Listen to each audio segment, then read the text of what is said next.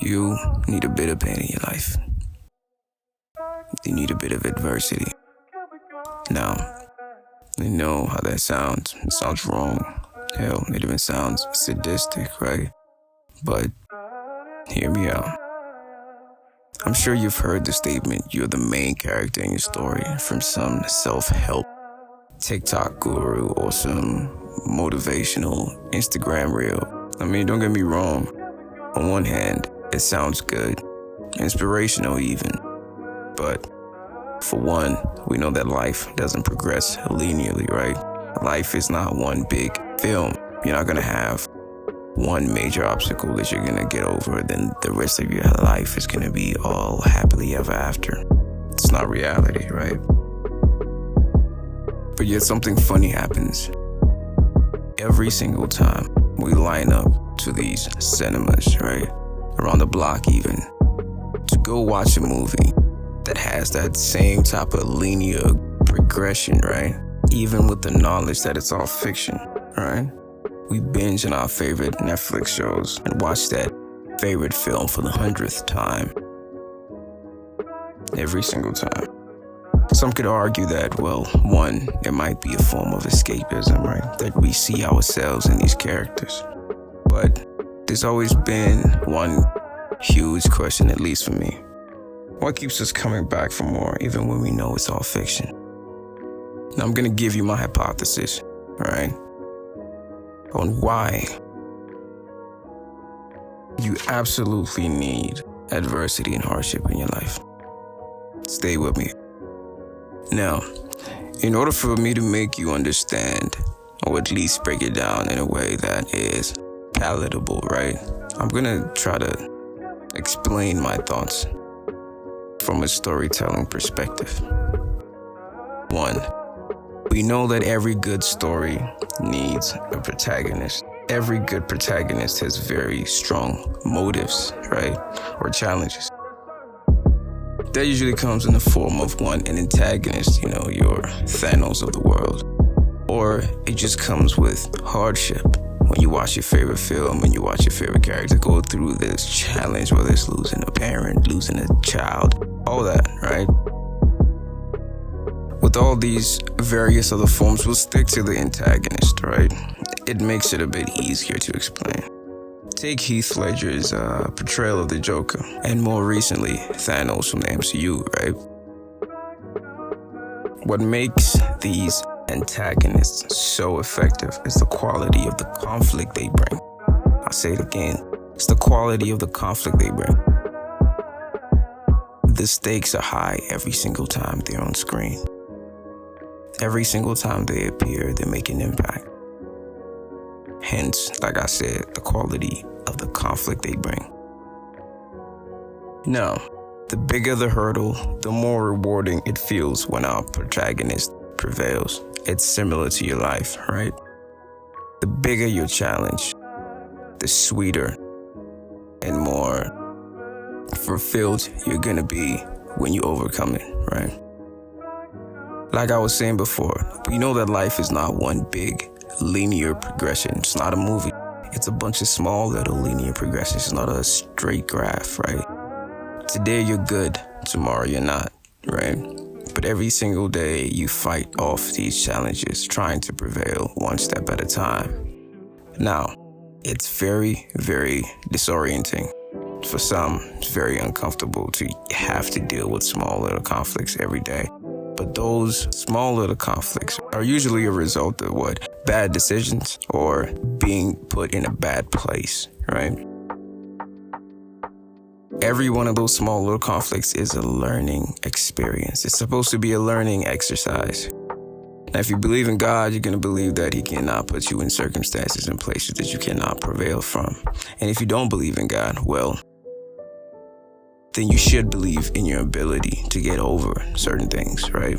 To get over certain hurdles. The reason why sometimes you watch a movie and you get, disinterested in a protagonist whose life is just so sweet is that you cannot, whether you like it or not, cannot identify with a smooth life.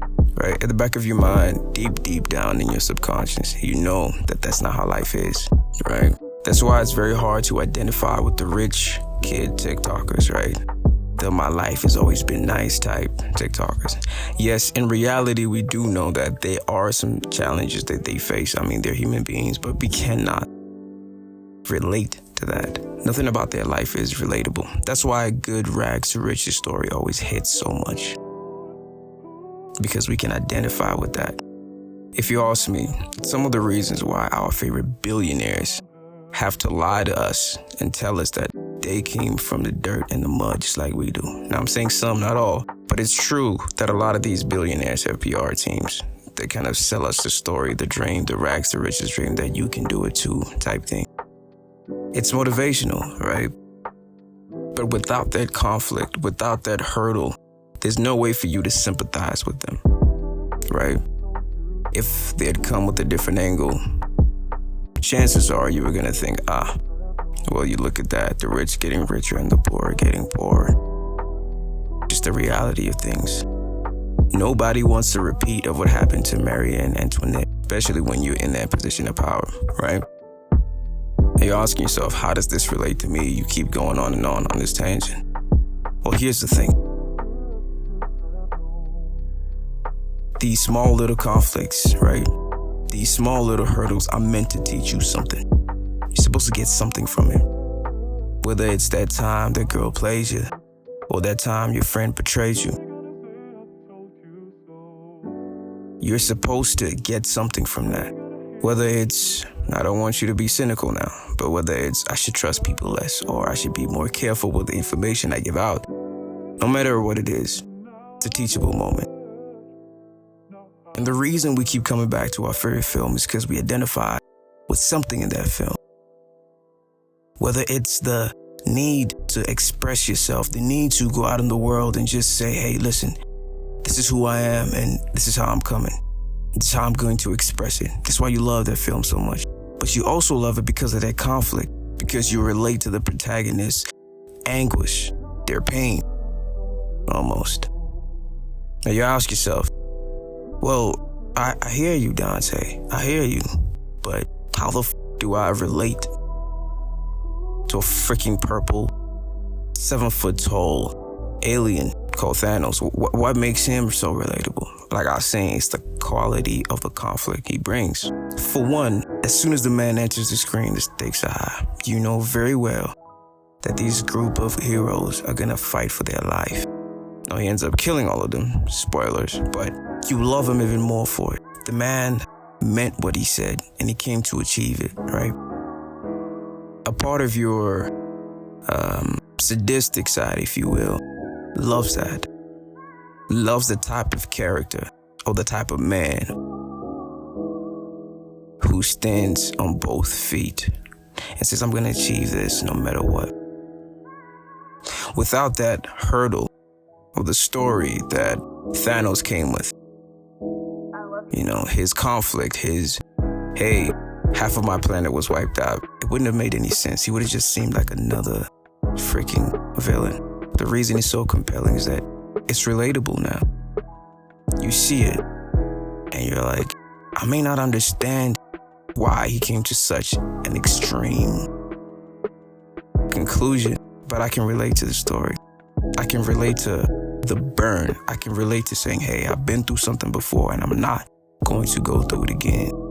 The other thing is, logically speaking, we all know that at some point in our lives, we're going to experience some pain and hardship. The truth of the matter is, at one point, you're going to lose a grandmother. You're going to lose a parent. You're going to lose somebody you hold dear in your life. For some people, they can keep pushing and moving, and some people cannot. Now, I don't know. Maybe those people who cannot move from that were always sheltered. You know, they never ever had that thought cross their mind. I mean, we all do. We all do. But that pain that comes with it, that struggle that comes with losing somebody important to you, changes you than it's supposed to. Now, whether it's a good change or not, that all depends on you. But I digress. Now, let me get personal. You see, the same reason why you're naturally drawn to well-written villains and well-written hardship and stories is for the same reason why you need hardship in your life. Let's be real. You know damn well that if you had life easier, you wouldn't be the same person and you wouldn't have the same amount of respect for yourself. That's if you have some, that you do now. Nobody wants to sit here and listen to a rich kid talk about all the nice places they've been and blah, blah, blah. It's almost like they're rubbing it in your face. Even though some of them innocently just say it. It feels wrong, right? It feels like, why you just... It almost feels like they're comparing your life to theirs and they're telling you to off, right? That you can never have something like this. And yada, yada, yada, blah, blah, blah. You know? In actual reality, that's not what's happening, but that's how your brain is interpreting it. It's so weird. It's so strange. How could somebody not have any of these challenges that the majority of the populace is having, right? You watch these rich kids on like TikTok and you know, a part of you kind of sort of understands what's going on, you know, logically. But from an emotional sense, it's not relatable at all. It's understandable, but it's not relatable, and it's not understandable in the same fashion as your Thanos, right? But you relate to that struggle. You relate to that burn. You relate to that quote-unquote trauma, if you will. But you need hardship in the same way. You need to go through a tough experience with having had trust somebody and having them betray you. Teach you to move a little more carefully, to divulge information a little slower, to test the people around you. And yes, I said it, test the people around you. You need to go through a heartbreak to know that, well, maybe I don't want to have both feet in this time around, right? You need to fail one of your test papers so you could realize to study a bit more, to improve yourself a bit more, to be better prepared next time, you know? And I know these are small little things that are happening, but all of them contribute to the person you are today. You need to see your crush go out with somebody else for you to understand that, oh, shit, maybe next time, don't assume that because you like him, they'll like you back or some weird shit like that. I don't know. I've never had a crush, so I don't know how to go about that. You need to be clowned for one of your decisions for you to step back and ask yourself, is it really me or them type situation? Now, I'm not gonna sit here and say that bullying is cool. That's not what I'm saying. But it's those hardships that make us realize how different we are. Whether it's in your economic status, physical, emotional, whatever it is, it makes you understand how different you are and how to start moving. Because let's be real, there are two ways to approach hardship. Either one, become a victim forever and get beaten down by life, or you get back up. That's it. So you get beaten or you get back up. It's hard, but it's life, you know? And I'm speaking from the perspective of a man. Nobody's gonna be there to save you, my guy. No one. And if they do, as a man, it'll kill your sense of pride. It'll kill your backbone. And every single time you think about it, you're gonna think to yourself, man, I didn't get out of that by myself. Don't get me wrong. I'm not saying you shouldn't accept help. But what I'm saying is you shouldn't let people do things for you. That's all I'm saying. Understand that. I'm not saying don't accept help. All I'm saying is do not let people achieve or do things for you. Now, don't get it confused. It's not the same as being an entrepreneur where you're supposed to hire people that are better than you at doing certain things. It's not the same. I'm talking about you, yourself, your character, and the things that you can and cannot do as an individual. Not the role you play at work, all right? Let's not get those confused. But you need hardship in your life because, like I'm saying, those little hardships, those little experiences build you up to the person you are either going to be, want to be, or should be, right? Like I'm saying, you need one of your friends to betray you for you to realize you can't trust everybody, for you to start realizing the small behavioral patterns for people who are most likely to do something like that to you. You need to be poor for you to understand that this life thing is unfair. No, I'm not saying that the kids born in Somalia that have no options deserve it. They don't. That's why I also actually don't believe in karma, because I always ask myself, so where is the karma for those children that are born in a third world country hungry? Where's their justice?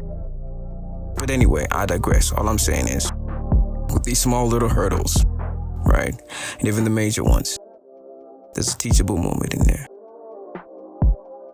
Sometimes, you grow to become a villain. Or sometimes you become a hero, I guess, if you want to put it in that black and white sense, because life, honestly, is not that black and white, but yes, like that. Sometimes you need to realize as a man that you only got one life, one. There's no trial, there's no, I'll do better next time around, none of that. The stakes are high from the moment you're born till the day you die, either you winning or you're not. It's a harsh reality, one that's kind of difficult to explain when you're talking to your heterosexual counterpart. Now, I'm not saying women don't have their own hardships, that's not it, but we have different set of hardships. That's just the reality of it, at least that's how I see it. Right? I've sat down with women who felt obligated, right, to people's time, people's resources. People just tell me, hey man, I deserve this, I deserve that. Even though we know logically that life doesn't owe us anything. And it's becoming a vast majority of girls, but I deserve a soft life, you get me? Can you blame them though? They move about life differently, they experience life differently from us. So of course they're gonna think about it differently. So of course they're gonna sit there and be like, yo, why is he buff and you not? Why is he rich and you not?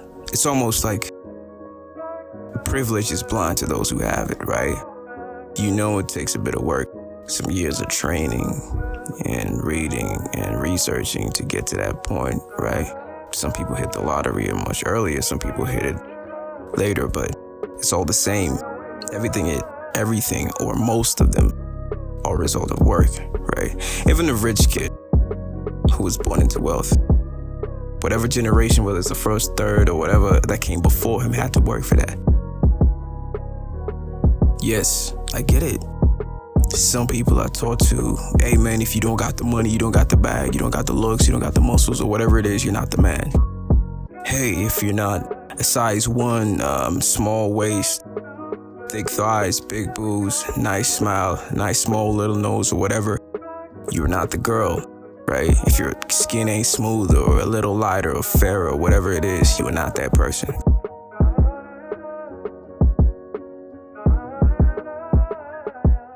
The reason why I tell you to confide within other men is because they are more likely to understand that. Women will always sympathize, they will. But they will not understand what you're talking about. When you say, hey, listen, I've been sleeping 3 hours every day for the week, trying to work for years now, and nothing has changed. They look at you and think, my nigga, you ain't working hard enough.